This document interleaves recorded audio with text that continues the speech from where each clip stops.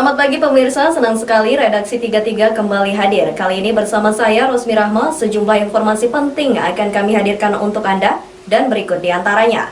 Para pelaku tukang petik kalung pada 22 tempat di kota Samarinda berhasil ditangkap. Residivis berhasil mencuri 21 unit sepeda motor. Inilah para pelaku penjamretan yang dikenal dengan istilah lain sebagai tukang petik kalung, gelang, dan perhiasan di kota Samarinda.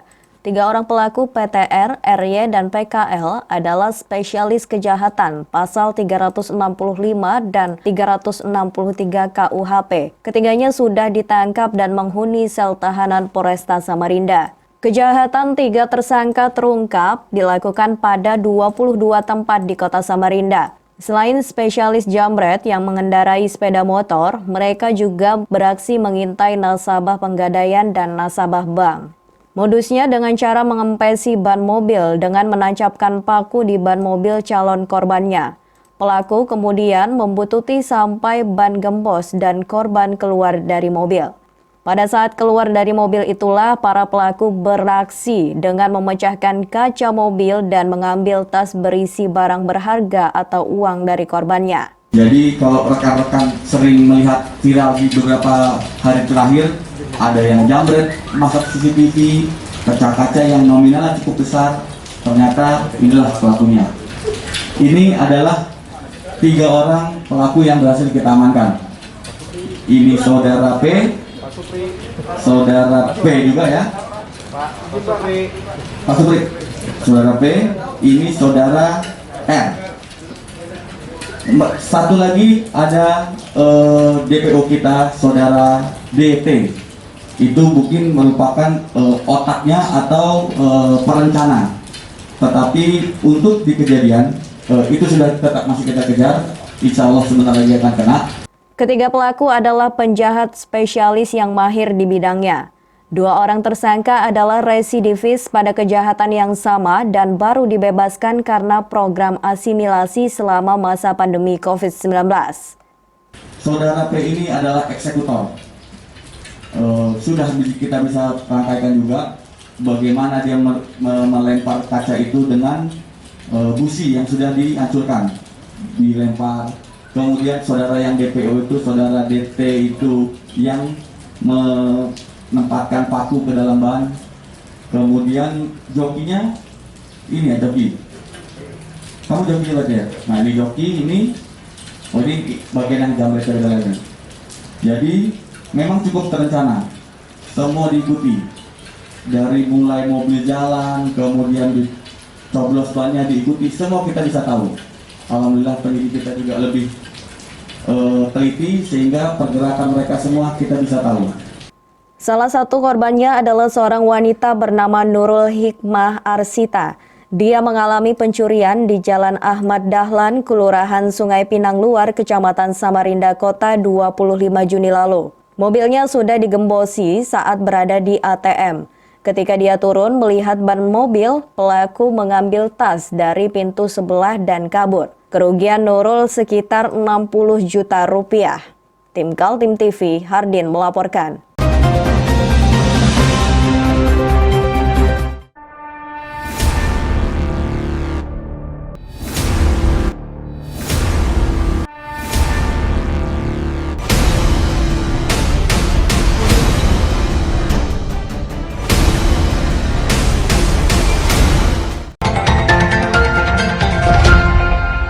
Keterangan dari Kasat Reskrim Polresta Samarinda, Kompol Yuliansyah, tersangka BD beraksi sendirian. Dia mengendarai mobil jenis van yang dalamnya sudah dimodifikasi dengan mencopot kursi sehingga mampu menaruh 2 motor curian. Tersangka BD beraksi dengan menggunakan kunci T untuk membuka kunci stang sepeda motor yang akan dicurinya. Dia lebih dulu mengintai situasi sekitar apakah aman untuk beraksi melakukan pencurian. Di T, ya, ini pelaku spesialis curanmor yang mana sudah kita dapatkan 19 unit R2. Bisa rekan-rekan lihat semua ini. Bisa rekan-rekan bayangkan bagaimana seorang diri mengamankan sebanyak ini motor. Itu pun masih kita kembangkan. Apakah ada lagi TKP-TKP lain?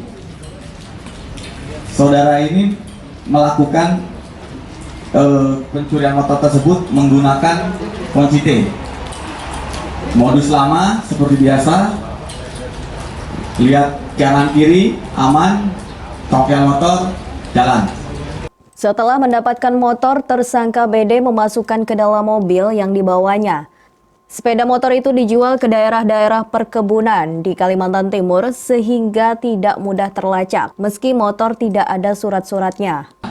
Ini mobil dari sarana tersangka untuk ke arah Lomosangat. Mobil ini sudah dimodif atau divariasikan, jok belakang itu dilepas semua. Jadi ketika ini tersangka sudah mengamankan 2 unit maksimal itu kendaraan, langsung dimasukkan ke mobil ini, dibawa ke luar daerah. Mobil ini pun sudah kita sita, yang mana mobil ini sebagai sarana pelaku untuk menggeser barang bukti tersebut. Di perkebunan atau di pertambangan, Pak? Di perkebunan. Perkebunan, Pak, ya? Perkebunan. Pak, ini pribadi atau rental? Pribadi. Pribadi. Pribadi. Tim Kaltim TV, Hardin melaporkan.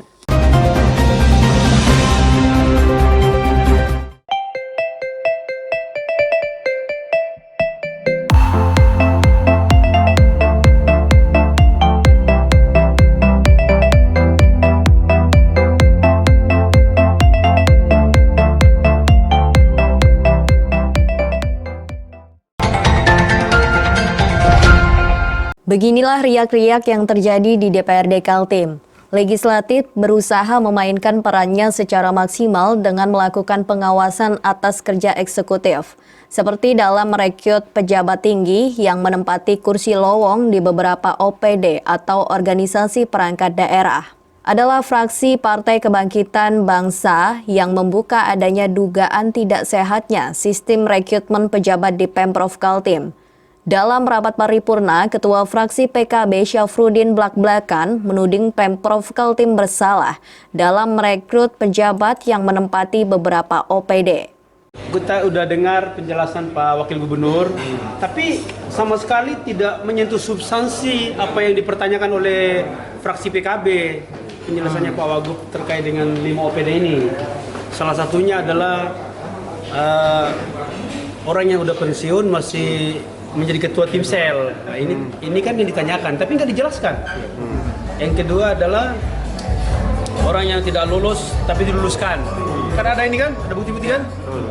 Nah, yang ketiga adalah tidak diumumkan secara transparan 3 orang itu. Yang lolos 3 orang kan? Yang keempat itu tim selnya tidak melibatkan akademisi atau tim independen. Nah, itu pertanyaannya. Tapi kalau melihat jawabannya pemerintah ini jauh dari substansi, jauh dari, kalau ibarat kata tuh jauh panggang dari api. Kalau karena ini Dia mendorong koleganya dari fraksi PKB untuk menyelidiki bahkan dilakukan audit forensik terhadap website dan sistem komputer dalam rekrutmen pejabat tinggi. Tapi karena jawaban pemerintah hari ini mengelak dari semua soal ini, maka akhirnya mau tidak mau nanti kemudian kita akan minta pansus kepada pihak berwenang untuk melakukan audit forensik terhadap jejak perjalanan hasil seleksi ini. Yang sulit dimungkiri, ibu bapak semua, jadi rumus di luar. Dan ini sekaligus kita minta, apalagi dengan didefinitikannya pejabat Sekdaprov, sudahlah berhenti impor pejabat dari luar daerah. Kasihan. Fraksi PKB menginisiasi untuk mendorong agar dibentuknya panitia khusus menyelidiki atau memperdalam lagi temuan-temuan terkait dengan pelanggaran-pelanggarannya. Nah, sekarang udah ada 4 fraksi yang tanda tangan, fraksi PKB, PDI Perjuangan, Golkar, dan Gerindra. Tim Kaltim TV, Hardin melaporkan.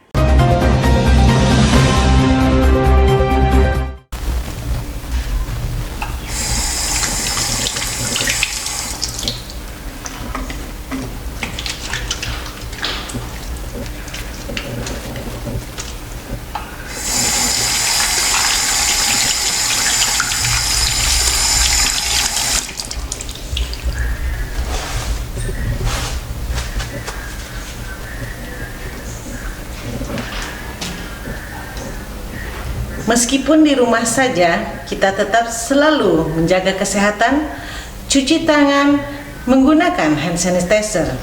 Ingat, mulailah dari diri sendiri.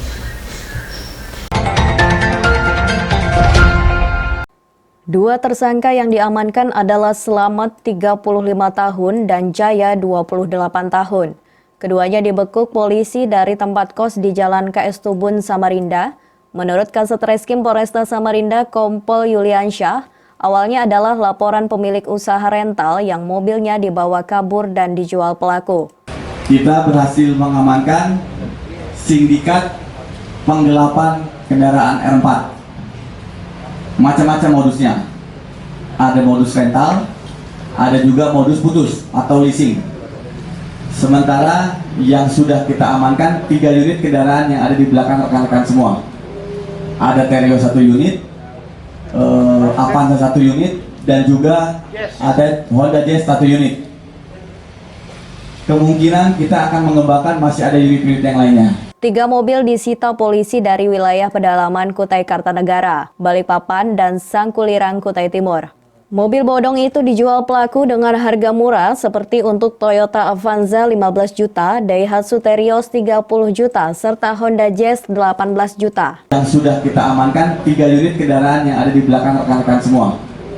Ada Terios 1 unit, Avanza 1 unit, dan juga ada Honda Jazz 1 unit. Kemungkinan kita akan mengembangkan masih ada unit-unit yang lainnya. Yang sudah termonitor oleh kita 2 unit. Ada di luar kota Samarinda. Tapi dalam waktu dekat kita akan juga mengamankan 2 unit tersebut. Ini 2 pelaku yang sudah kita amankan. Memang untuk kejahatan penggelapan mobil seperti ini sudah biasa terjadi. Banyak terjadi di kota-kota. Karena minimnya pengawasan daripada leasing dan juga minimnya pengawasan dari pengusaha rental, itulah yang dimanfaatkan oleh mereka. Modus mereka menyewa dulu, menyewa ketika sudah sekali bayar atau 2 kali bayar, diperpanjang lagi. Ketika mobil itu sudah ada peminatnya, lempar. Ya, jadi selama itu peminat belum ada, mereka tetap melanjutkan pembayaran. Sementara tersangka penjual mobil bodong mengakui perbuatannya. Dia menjual mobil di daerah Kaltim saja dan tidak keluar kota, itu pun setelah ada yang berminat membeli. Mas Slamet, cara ngeyakininya gimana? Hah? Dari pesanannya ya? Oh, jadi kalau ada yang cari Terios, langsung cari Terios gitu, nyewa Terios. Yang pesan orang mana, Bang? Macam-macam, luar kota juga. Luar kota ya? Ini memang mau dibawa lari keluar kota ya, teman? Kurang tahu saya. Ada dikirim keluar Kaltim nggak?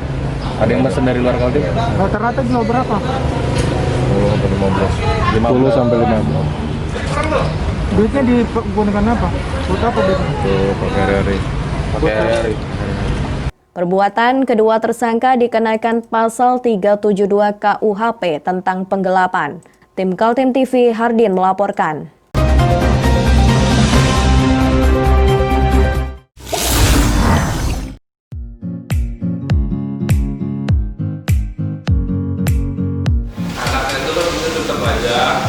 Cara mudah beriklan digital di Kaltim TV.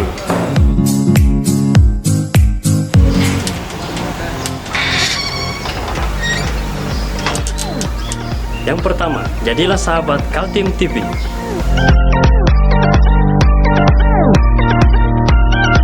Dengan Rp1 juta, para sahabat mendapat 20 kali tayang di slot berita kamu.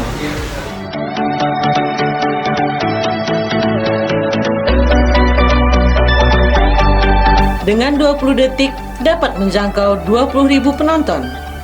Anda beruntung karena mendapat kesempatan perdana dari kami. Ayo jadilah sahabat Kaltim TV.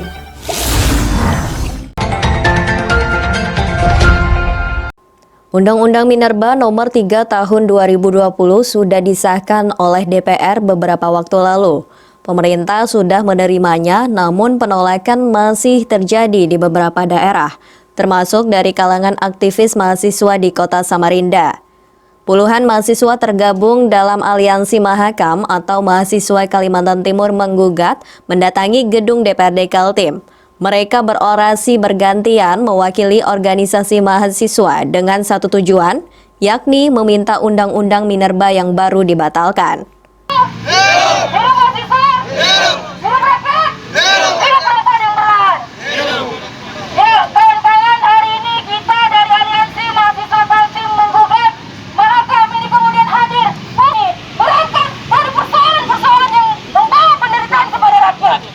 hadirnya Undang-Undang Minerba Nomor 3 Tahun 2020 ini kemudian menjadi gerbang, ini kemudian menjadi karpet merah untuk memberikan kesetaraan.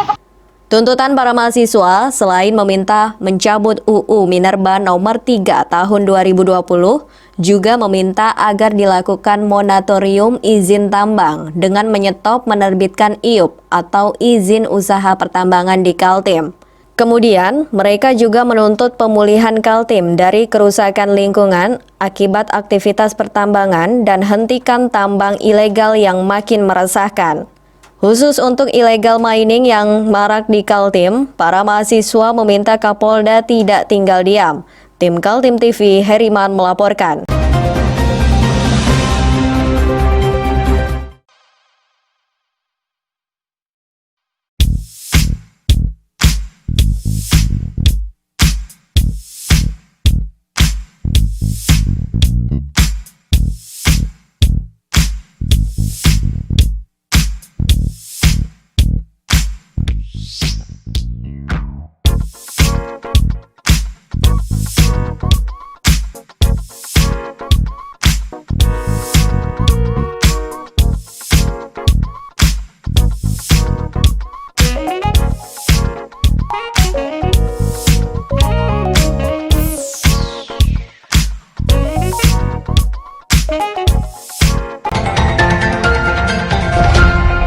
Di tengah pandemi COVID-19, banyak yang bisa dilakukan untuk memenuhi kebutuhan ekonomi rumah tangga. Seperti yang dilakukan oleh seorang warga Bukit Cinta, Balikpapan Selatan ini dengan berkreasi menciptakan foto di atas papan yang hasilnya sangat unik dan bagus. Hijrah warga Bukit Cinta ini mengisi waktu kosongnya dengan membuat foto di atas sebuah papan. Pekerjaan ini dapat menambah perekonomian keluarga. Hijrah yang juga sebagai anggota kepolisian Polresta Balikpapan ini membuat kerajinan foto di atas papan sejak 3 bulan terakhir dengan belajar secara otodidak dari YouTube. Pembuatan foto di atas papan ini cukup sederhana. Permukaan kayu yang halus diberi cairan khusus, selanjutnya foto direkatkan dan dibiarkan selama 15 menit. Setelah itu baru dikupas dan terlihat hasilnya. Hijrah menyampaikan kesulitan hanya pada pengupasan foto saja. Jika gagal, maka gambar yang dihasilkan akan rusak dan tidak bisa digunakan. Ini lukisannya transfer foto ke papan kayu. Nah ini gimana proses pembuatan tadi itu masih ada yang ini ya rumit atau enggak sih? Sebenarnya sih mudah. Dari awal pemotongan, terus kita tempel papan ini jadikan satu, kemudian kita amplas, kasih obat. Saya menggunakan ini sanding sealer melamin, jadi saya tempel fotonya. Yang agak rumit itu ketika ngupas fotonya itu. Kalau nggak hati-hati, nggak teliti, dia bisa robek, rusak ya? Bisa rusak. Jadi kalau sudah rusak, kita nggak bisa harus kita ulangi lagi. Selain kesulitan mengupas hasil foto, bahan kayu yang merupakan jati Belanda saat ini sudah didapatkan sehingga harus membeli dengan harga yang cukup tinggi. Bahannya agak susah juga, Mas. Karena saya aja beli, Mas. Beli ya? Untuk papan jati Belandanya saya beli, jadi agak susah didapat memang. Saat ini jumlah pesanan sudah banyak. Dalam satu hari mampu menyelesaikan hingga 10 pesanan. Kedepannya rencananya akan membuat model lain yang bahan utamanya dari kayu. Dari Balikpapan, Muhammad Idris, Tim Kaltim TV.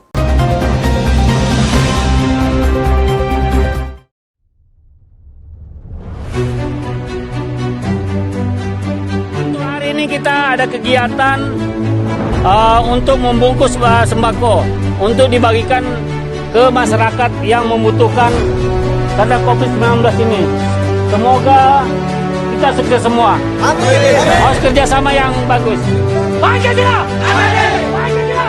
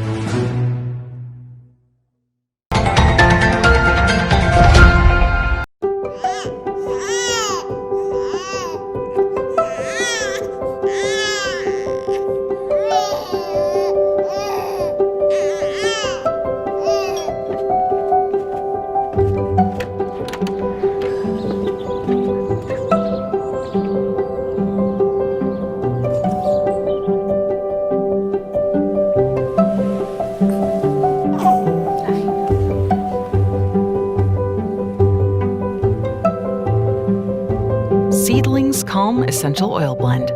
Turn restless bedtimes into restful ones.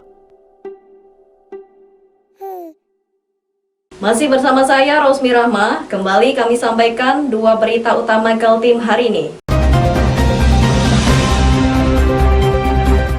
Seorang pemilik toko ponsel di Balikpapan digiring petugas kepolisian unit Tipit Reskrim Polresta Balikpapan lantaran melakukan penjualan ponsel ilegal. Reskrim Polresta Balikpapan unit tindak pidana tertentu atau Tipiter mengamankan 78 ponsel ilegal pada 30 Juni 2020 di salah satu toko ponsel di Balikpapan. Modus operandi yang dilakukan oleh tersangka dilakukan dengan membeli ponsel secara online dan terpisah di Jakarta dan Batam. Setelah barang sampai, pelaku lalu memasang stiker IMEI dan memasukkan ponsel ke dalam kotaknya. Kasat Jatanras Polresta Balikpapan Kompol Arif Agus Wijayanto mengatakan, tersangka RS melakukan pembelian ponsel merek iPhone secara online dan terpisah antara ponsel kotak dan stiker IMEI. Ponsel ini ilegal karena tidak memiliki izin edar. Pelaku sudah melakukan penjualan ponsel selama 6 bulan. Memesan barang secara online ini dari Jakarta dan Batam. Nah, kemudian itu perorangan ya, dia beli perorangan ke sana, keterangan dari yang bersangkutan. Kemudian pengiriman barang tidak secara langsung utuh, tapi terpisah ya, sampaikan lagi. Jadi ada dulu handphone sendiri, kemudian handphonenya, dan kemudian stikernya, jadi terpisah. Kemudian yang bersangkutan lah di sini menyatukan itu semuanya. Ini berarti melalui jalur ekspedisi, Komandan, masuknya? Ya. Sementara itu, tersangka RS saat dikonfirmasi tidak menjawab sejumlah pertanyaan dari awak media. Tersangka RS akan dikenakan Undang-Undang Perlindungan Konsumen dengan ancaman hukuman 5 tahun penjara. Dari Balikpapan, Muhammad Idris, tim Kaltim TV, melaporkan.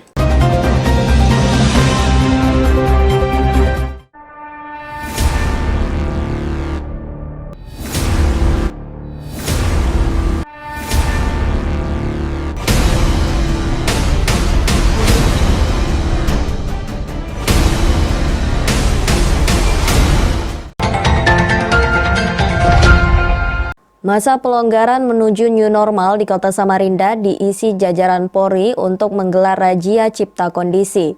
Sasarannya pada malam minggu lalu adalah tempat-tempat kos dan juga rumah permainan biliar.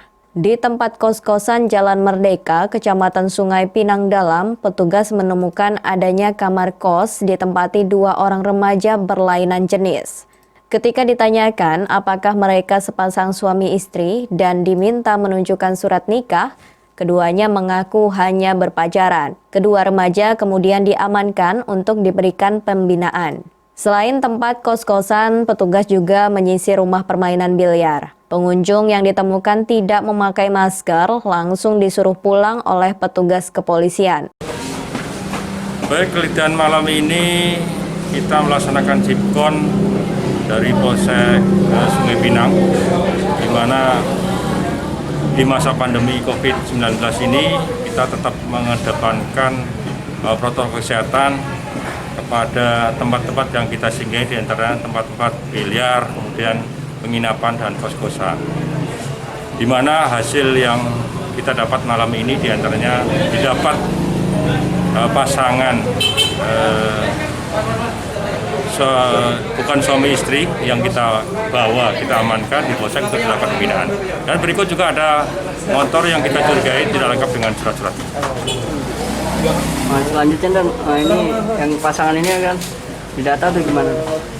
Untuk pasangan ini kita lakukan pendataan dan dilakukan pembinaan untuk supaya tidak diulangi lagi. Untuk ke depan, Pak, apakah ada hal yang seperti ini lagi? Baik, untuk ke depan terus kita akan melaksanakan kegiatan untuk menciptakan situasi Kamtipnas di wilayah hukum kita supaya kondusif. Jadi tetap kita lakukan razia terus di tempat-tempat yang diperkirakan akan menimbulkan kerawanan. Udah itu ya. Terima kasih, Petugas mengingatkan warga untuk menjalani protokol kesehatan ketika beraktivitas di luar rumah. Tim Kaltim TV melaporkan.